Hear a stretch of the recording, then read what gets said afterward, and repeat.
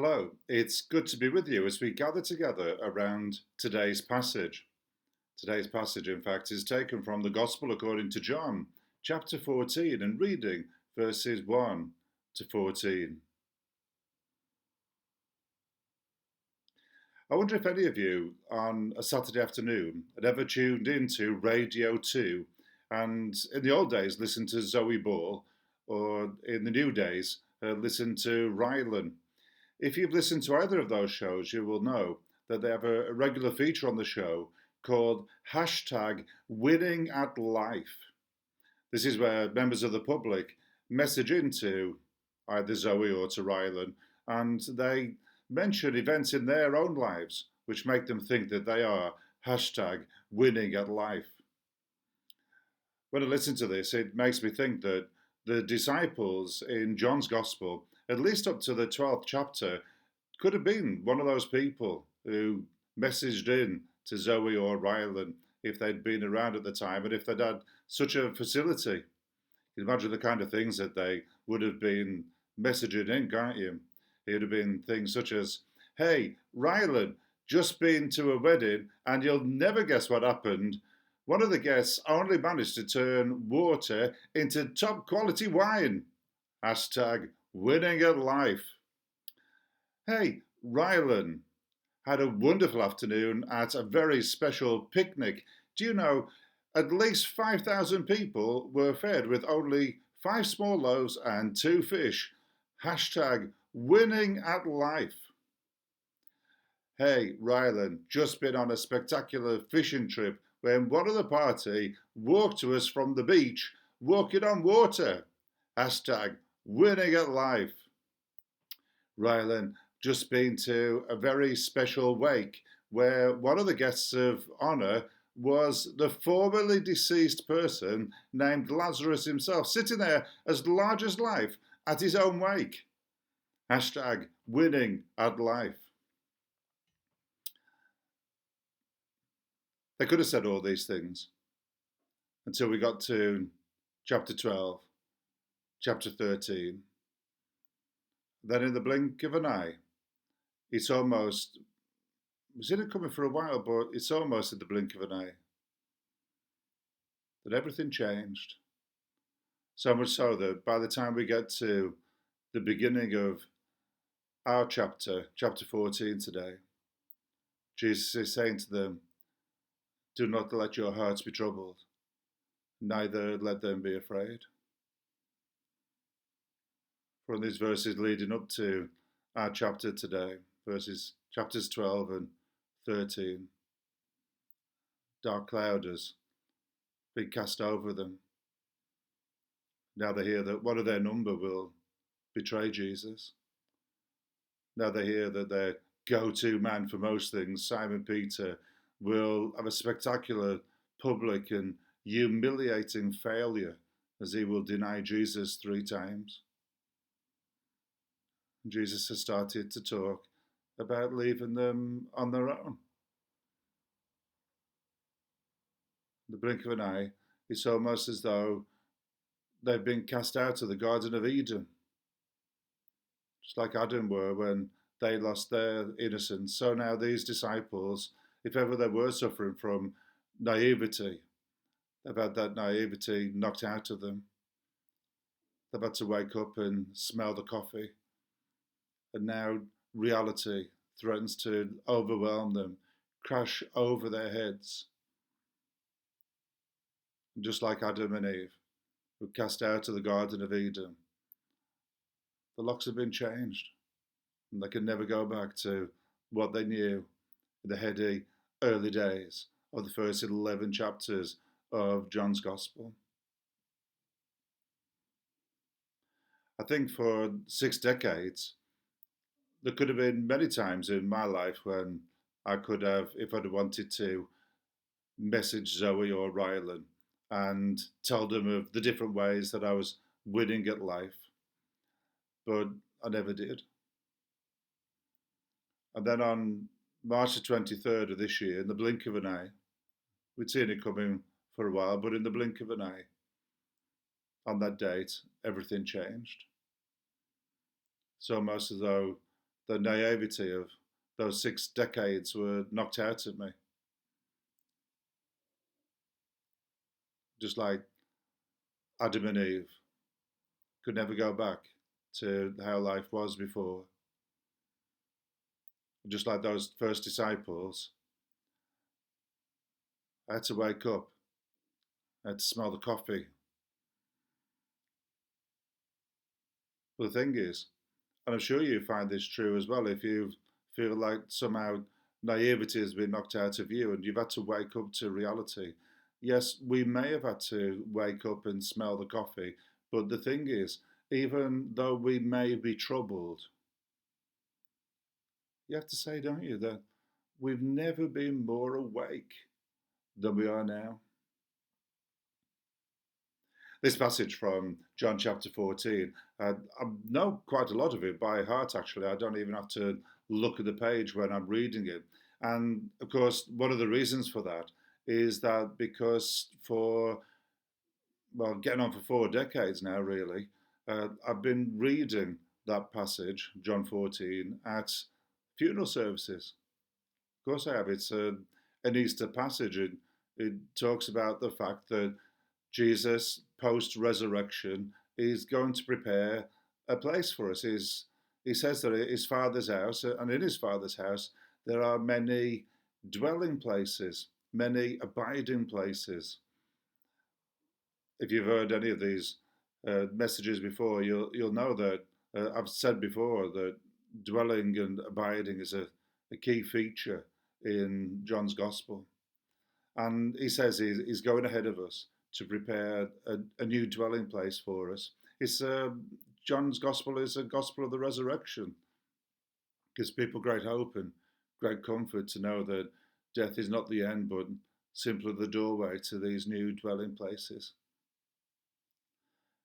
And yet, for all that, there are two other things I think we need to take into account today when we think about these dwelling places.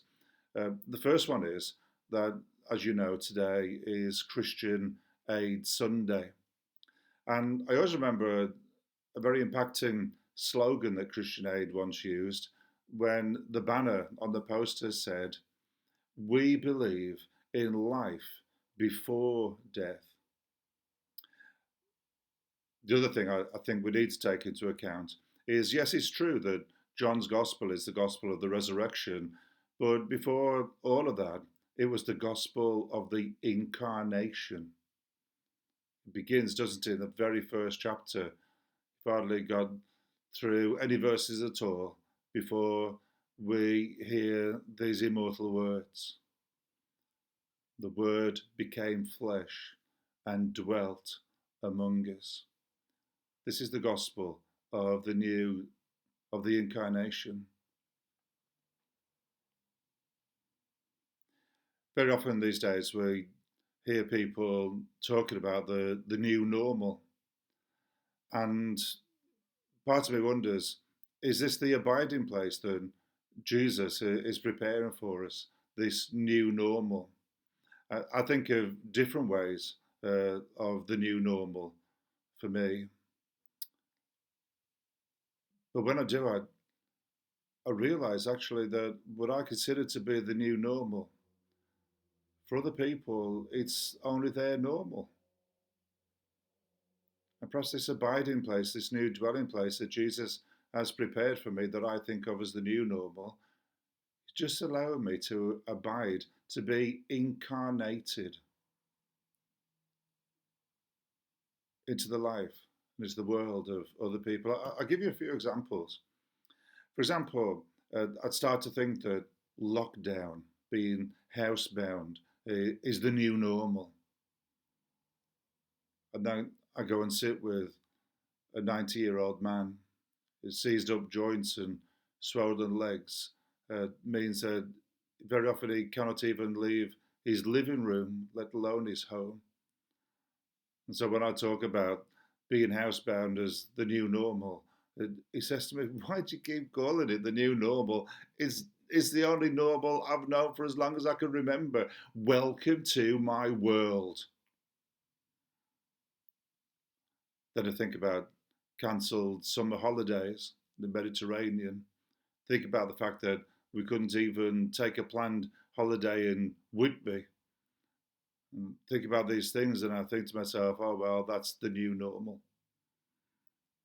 But I bet if I spoke to somebody who was selling the big issue outside of Primark and I told him about the fact that I could no longer travel and take my holidays, he would say to me, why do you keep calling that the new normal? I've never, hardly ever been out to Doncaster, let alone been to the Mediterranean, not even to Whitby. That's not the new normal. That's just normal. Welcome to my world. I might think about the fact that so many things that once I took for granted and I had control over, I've no longer got control over those things. I'm losing uh, the ability to take control of so many situations in my life. But then things happen, like, for example, this last week I finally got round to watching The Theory of Everything, the story of Stephen Hawking. And if you know anything about him, of course, you'll know that at a very young age, he was struck down with motor neurone disease. Or I read news apps and I hear of the rise of domestic abuse in lockdown uh, houses where people live in very terrible situations where they've got no control over what's happening to them at all. And if I spoke to them about my new normal, they'd just say, why do you keep calling it the new normal? Not having control over what happens to you. It's just normal for me. Welcome to my world. That's what Jesus talks about this new abiding place. Yeah, it is to do with things that await the other side. But if we're talking about life before death, perhaps the place that's been prepared for me and for you that we call the new normal is just simply Jesus saying, here, have a new dwelling place in the normal for so many people.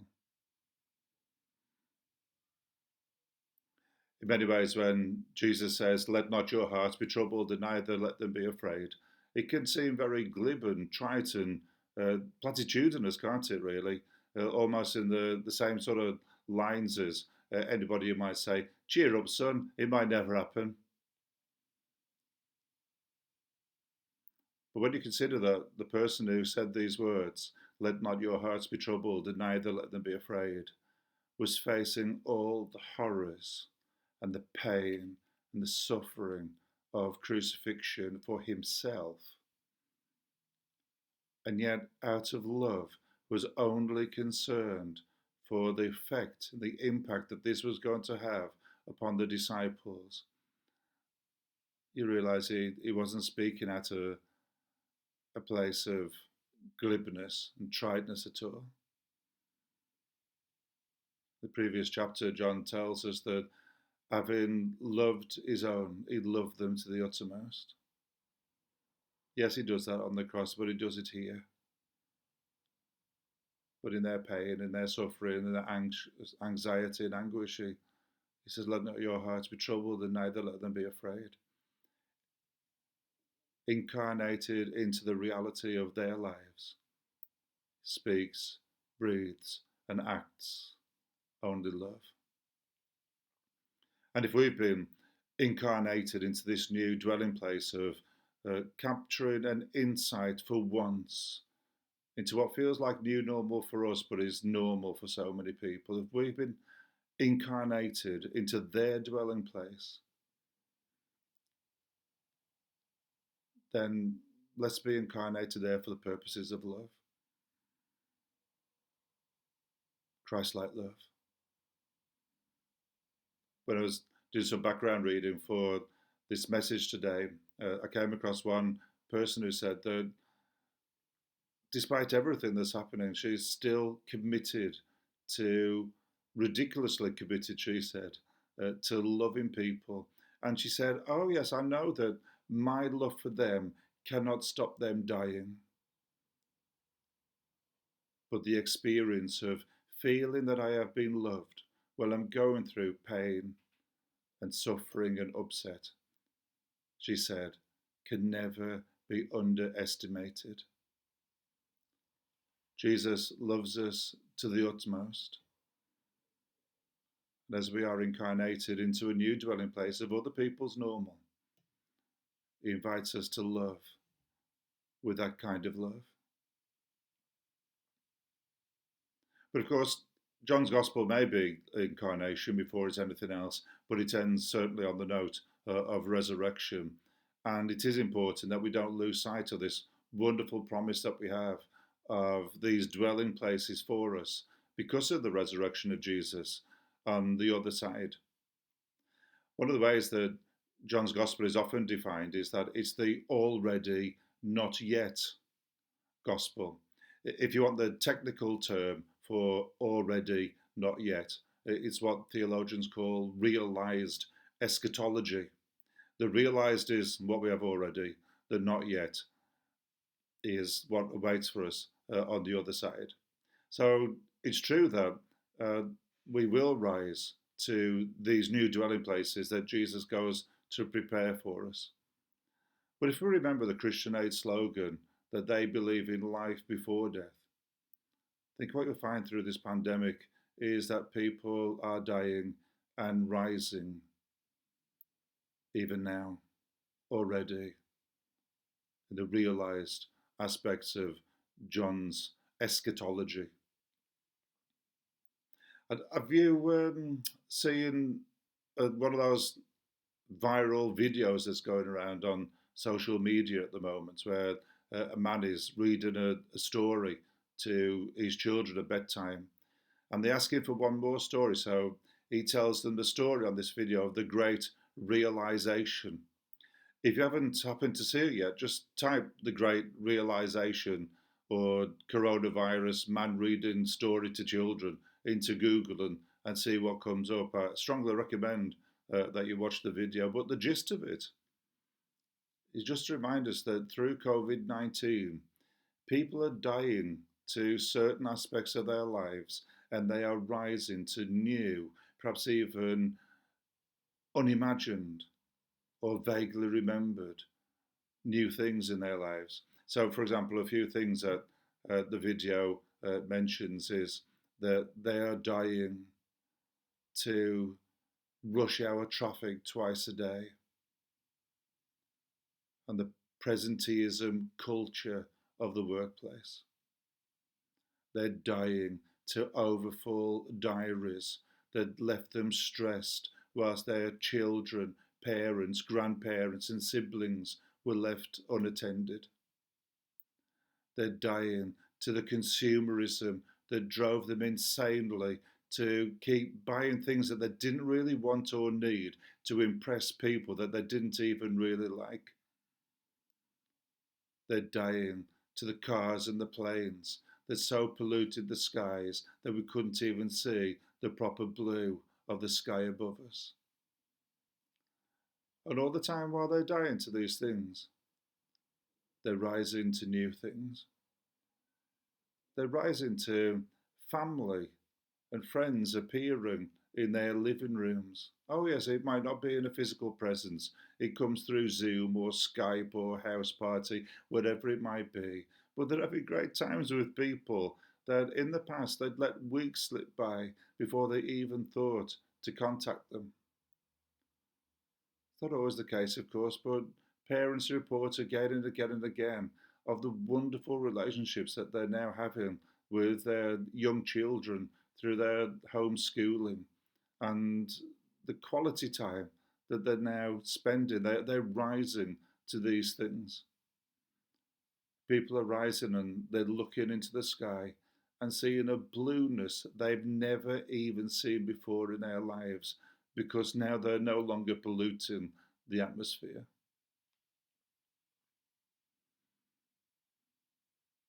In some ways, in those first 11 chapters of John's Gospel, the disciples are in a honeymoon period, which makes them look very naive. And then as we approach chapter 14, the naivety is knocked out of them. They wake up and they smell the coffee. And as we've said, they're just like Adam and Eve in some ways, who lose their innocence find themselves cast out into a new dwelling place outside the walls of the Garden of Eden, and realize that even if they wanted to go back, the locks have been changed.